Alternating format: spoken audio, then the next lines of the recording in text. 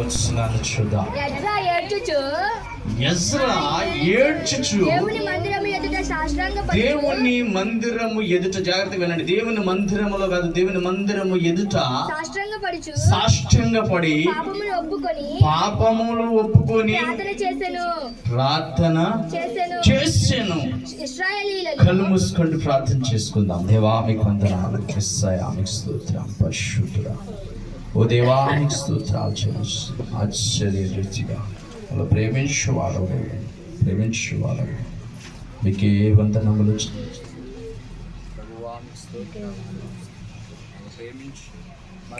ఏడ్చుచు ఏం చేస్తున్నాడంటే సరే, ఆయన ఏడ్చుచు పాపములు ఒప్పుకొని ప్రార్థన చేస్తున్నాడు అంట. బిడ్డ, ఏనాడు ఆయన పాపము చేసినట్లు ఎక్కడ బైబిల్లో రాయబడలేదు, కానీ పాపములు ఒప్పుకుంటున్నాడంట. చెయ్యని వాడిలో పాపం ఏముంటుంది చెప్పండి?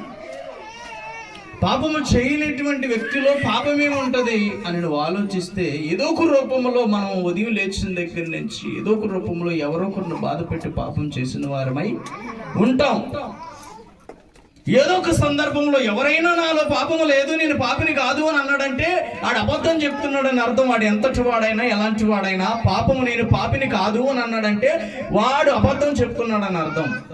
ఈ రోజుల్లో మనిషి పాపము చేయని వాడు ఒక్కడూ లేడు. ఏదో ఒక సందర్భంలో, ఏదో ఒక గడియలో, ఏదో ఒక సమయంలో వాడు పాపము చేసే ఉంటాడు. తెలియకుండా చీమను తొక్కి కూడా, ఆ చీమను చంపి కూడా పాపం చేసే ఉంటాడు దేవుని ప్రేమ. అందుకే ఆయన ఏమంటున్నాడంటే, వారి ప్రజలు చేసిన పాపముల నిమిత్తమై, అక్కడున్న ప్రజలు చేసిన పాపముల నిమిత్తమై ఆయన ఏడ్చుచు మందిరము ఎదుట, మందిరంలోకి వెళ్ళడానికి కూడా నేను అర్హుని కాదయ్యా, మందిరములో అడుగు పెట్టడానికి కూడా నేను అర్హుని కాదయ్యా, మందిరములోకి రావడానికి కూడా నేను అర్హుని కాదు, మందిరము ఎదుట సాష్టాంగ పడ్డాడంట. ఎలా పడ్డాడండి? సాష్టాంగ పడ్డం అంటే ఏంటంటే, ఆయన మరి బోర్ల పడ్డాడు. బోర్లా పడి, ఆ కింద పడి, సాష్టాంగ పడి ఏమంటున్నాడంటే, ఏడ్చుచు దేవునికి ఆ పాపములు ఒప్పుకొని ప్రార్థన చేస్తున్నాడు. ఈ రోజు నీ ప్రార్థన ఎలా ఉండాలంటే, నువ్వు చేసే ప్రార్థన మరి నువ్వు మోగపోయేటట్టు ఉండకూడదు. నువ్వు చేసిన ప్రార్థన వలన నువ్వు మోగపోకూడదు. నువ్వు చేసిన ప్రార్థన వలన నీ మీదకి విర్రవేగిన ప్రతి ఒక్కటి కూడా ఆ సాతాను మోగబోవాలి. గట్టిగా చెప్పండి కూడా దేవునికి. నువ్వు చేసిన ప్రార్థన నీకు సమస్య రూపంలో నీ మీదకి తీసుకొస్తున్నటువంటి ఆ సాతాను మోగపోవాలి.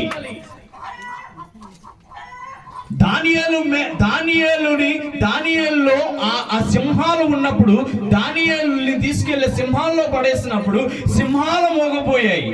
ఏమయ్యండి? సింహాలు మోగపోయాయి.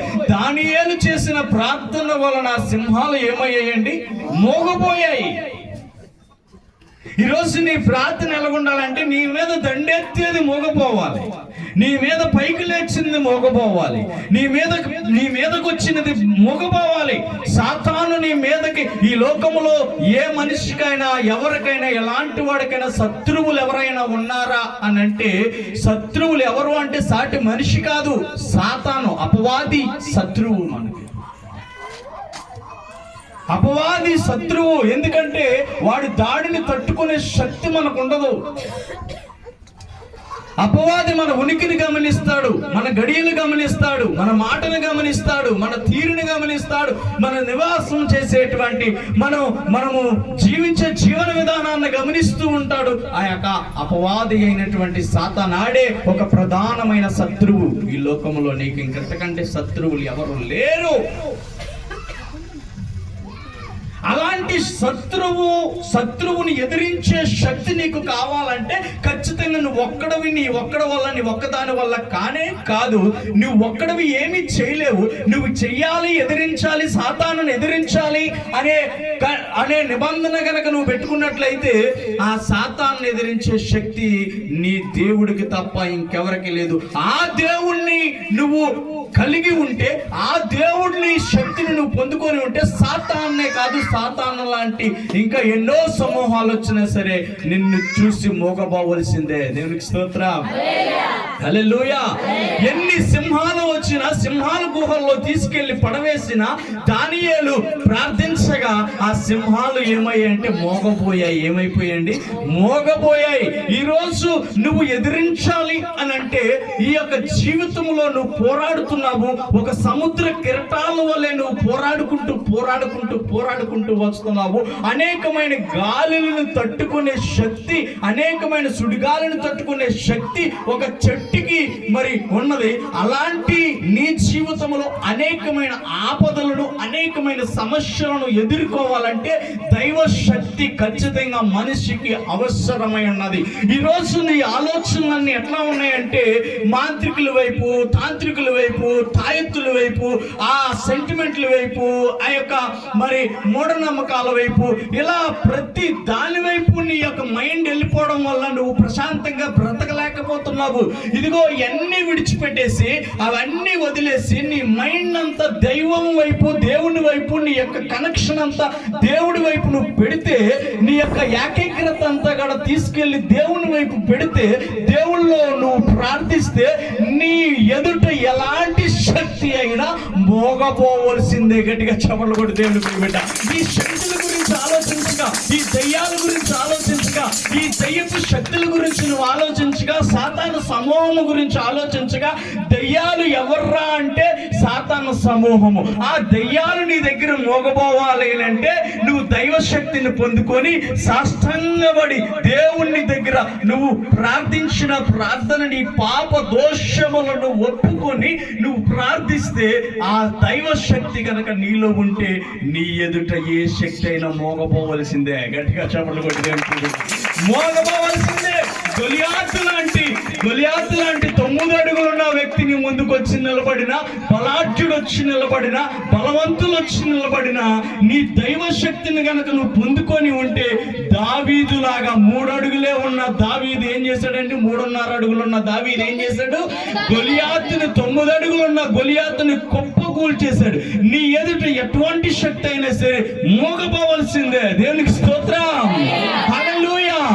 ఎంత శక్తివంతమైనటువంటి శక్తులు నీ మీదకి, ఫిలిస్తీన్ లాంటి 10,000 మంది నీ మీదకి వచ్చినా సరే, 10,000 మంది నీ మీద దండెత్తినా సరే, ఫిలిస్తీన్ లాంటి వ్యక్తులు నీ మీదకి వచ్చిన, ఫిలిస్తీన్ లాంటి దేశాలు నీ మీదకి వచ్చినా సరే, సంసోను వలె, శాంసన్ వలె నువ్వు దైవ శక్తిని పొందుకొని గనక ఉంటే అన్ని నీ ముందు మోగపోవలసిందే. హల్లెలూయా. ప్రతిదీ మోగపోవలసిందే నీ ముందు. నువ్వు ఒక్కటే కాన్సెప్ట్, నువ్వు ఆలోచించిన కాన్సెప్ట్ ఏంటంటే, ఎంతసేపు అమ్మో అక్కడ అడిగట్టకూడదు, ఇక్కడ అడిగట్టకూడదు, చేయకూడదు, ఇచ్చేయకూడదు, అది మహిళ, ఇది మహిళ, అది ఇది, అది ఇది, ఇలాంటి జీవితం నుంచి నువ్వు బయటికి రావాలి. ఈ మురికి నుంచి నువ్వు బయటకు రావాలి. నీ ఆలోచనలు ఆ మురికి నుంచి బయటకు వస్తే, ఈ సెంటిమెంటెడ్ ఆలోచనల నుంచి నువ్వు బయటకు వచ్చేసి దైవ శక్తితో కనెక్ట్ చేయాలి. నీ యొక్క మైండ్ని, నీ యొక్క ఆలోచనని, నీ విధానాన్ని, ఇవన్నీ దేవుడితో ఎప్పుడైతే కనెక్ట్ చేస్తావో, ఒక వైరు ఆ వైరు ఈ వైరు కలిపితే కరెంట్ ఎలా పాస్ అవుతుందో, దైవ శక్తితో నీ శక్తిని, నీ యొక్క మైండ్ని గనక కనెక్ట్ చేస్తే నీలో ఒక దైవ శక్తులన్నీ కూడా ప్రసాదింపబడతాయి. నువ్వు ఎట్లా ఉంటావంటే, ఈ లోకములో ఎవరికి అర్థం కాని స్థితిలో నువ్వు ఉంటావు. దేవునికి స్తోత్రం, హల్లెలూయా. నువ్వు నడిచిపోతూ ఉంటే దయ్యపు శక్తులు వణుకుతాయి నిన్ను చూసి. యేసు ప్రభువా, నువ్వెందుకు వచ్చావయ్యా ఇక్కడికి? నువ్వు రాకూడదు కదా, నువ్వు వస్తే మేము ఎలా నిలవగలము, మేము ఎలా ఉండగలము? అయ్యి బాబోయ్, ఆయన దయ్యాలు గంతులేసాయట, పరుగులు తీసేయట. దేవునికి నువ్వు నడిచిపోతూ ఉంటే నువ్వు బెదిరిపోవడం కాదు, నువ్వు భయపడిపోవడం కాదు, నువ్వు బారిపోవడం కాదు, నిన్ను చూసి దయ్యపు శక్తులు, సాతాను శక్తులు పరుగులు తీయాలి. నువ్వు ప్రార్థించిన ప్రార్థన వలన, ప్రార్థన బలాన్ని, శక్తిని, దైవ శక్తులు నీలో ఉండాలి. దైవ శక్తులతో నీ రక్తములో కలిసిపోయి ఉండాలి. దైవ శక్తులు ఎలా ఉండాలండి?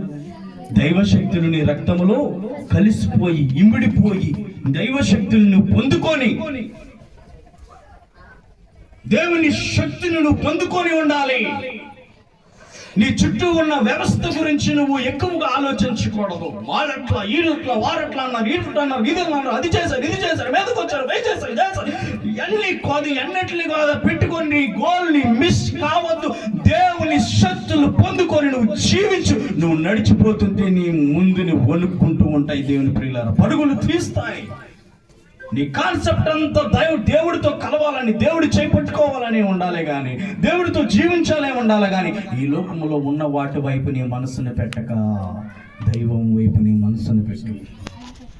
దేవుడి కనెక్ట్ చేయి, నీ మనసును దేవుడికి కనెక్ట్ చేయి. ఎప్పుడు సమస్యలు ఉంటాయి, నువ్వు ఉన్నా ఉంటాయి, నువ్వు చచ్చిపోయినా ఉంటాయి. మనిషి అంటేనే సమస్య, సముద్రం అంటేనే కెరటాలు, లేకపోతే దానికి అందమే లేదు. మరి దేన్ని చూసి నవ్వుతావు? సముద్రం దగ్గరికి వెళ్ళి కూర్చొని కెరటాలు చూసేనా నవ్వుతావు? అంటే అది బాధపడుతుంటే నువ్వు నవ్వుతున్నావు. అది అలా కింద పడి మీద పడి పొర్లి పొర్లి పొర్లి ఇబ్బంది పడుతుంటే నువ్వు అక్కడ కూర్చొని మరి నిన్ను చూసి కూడా నవ్వుతున్నారని ఎందుకు నువ్వు వాళ్ళ వైపు ఆలోచన పెట్టుకుంటావు? నువ్వు సముద్రములో కిరటాలలాగా కిందకి మీదకి ఆడుతూ ఉంటే, నిన్ను చూసి జనాంగము నవ్వుతూ ఉంటే, నువ్వు వారితోనే సముద్రం నిన్ను పట్టించుకుంటుందా? రే మానవులేంటి, నేను ఎలా పడి కింద పడి మీద పడి ఇట్లాగవుతూ ఉంటే నన్ను చూసి నవ్వుతున్నారేంటి? నేను ఎప్పుడన్నా అన్నదా నిన్ను? అదంటే అక్కడికి వెళ్ళి కూర్చుంటావా?